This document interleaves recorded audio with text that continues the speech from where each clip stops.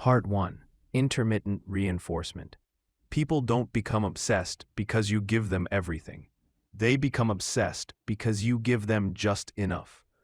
The brain is not addicted to consistency. It's addicted to uncertainty. That's why gambling works. A reward that appears randomly is more powerful than one that's guaranteed. Attention works the same way. Constant attention feels safe. Predictable attention feels cheap. What creates fixation is the gap. Warmth, then distance. Interest, then silence. Not cruelty. Contrast. When attention disappears unexpectedly, the brain starts searching for meaning. What changed? When will it happen again? That question loops endlessly. Most people fail because they overgive. They explain absences. They respond immediately. They close every emotional gap. And in doing so, they kill anticipation. Obsession isn't built on satisfaction. It's built on unresolved reward. You don't need to disappear completely. You just stop being fully available. You let silence exist. You let moments end without closure.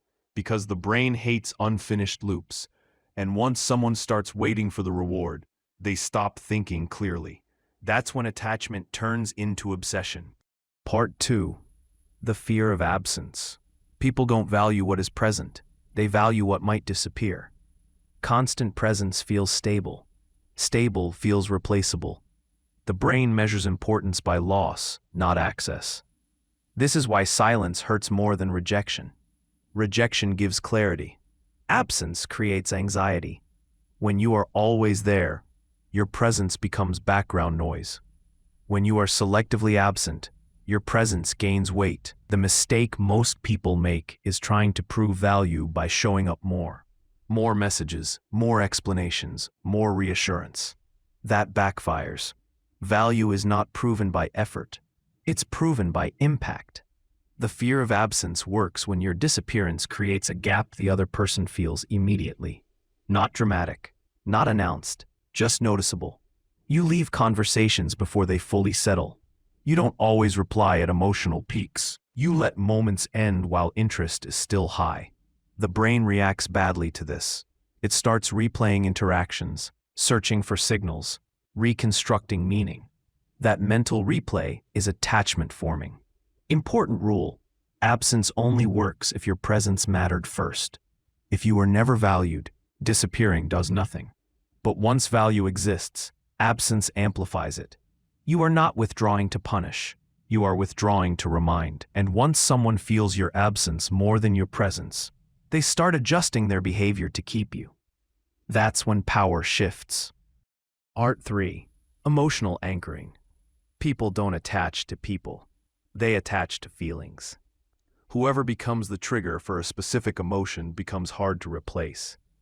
Emotional anchoring works by linking relief to your presence. Most people try to be pleasant all the time. That creates comfort. Comfort fades. Attachment forms through contrast. Tension, then release. Uncertainty, then clarity.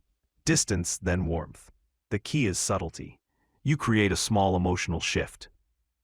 Then you resolve it. A light challenge, a brief pause, a moment of uncertainty. Then you return to calm. The brain learns this pattern. Something feels off. You appear. It feels better. Repeat this enough times and your presence becomes the solution. Not consciously, neurologically. This is why people bond to those who calm them after stress, not those who are always calm. One rule matters. Never use extreme emotion. No chaos, no pain, no drama. Anchors must be mild and repeatable. Confidence after doubt. Reassurance after silence. And never explain what you're doing. If they notice the pattern, it breaks. When done correctly, they don't crave you. They crave how they feel when you're around. And that's much harder to let go of. Obsession isn't attraction. It's a pattern the brain can't release. Once someone links relief, curiosity, or emotional stability to you, letting go feels like loss. Most people will hear this and still ruin it. They'll overuse it, they'll explain it, and the effect disappears. This channel isn't about being liked. It's about understanding why people attach. The next video shows the mistakes that silently kill obsession the moment it starts. If you're not subscribed, you won't know what you did wrong. Subscribe.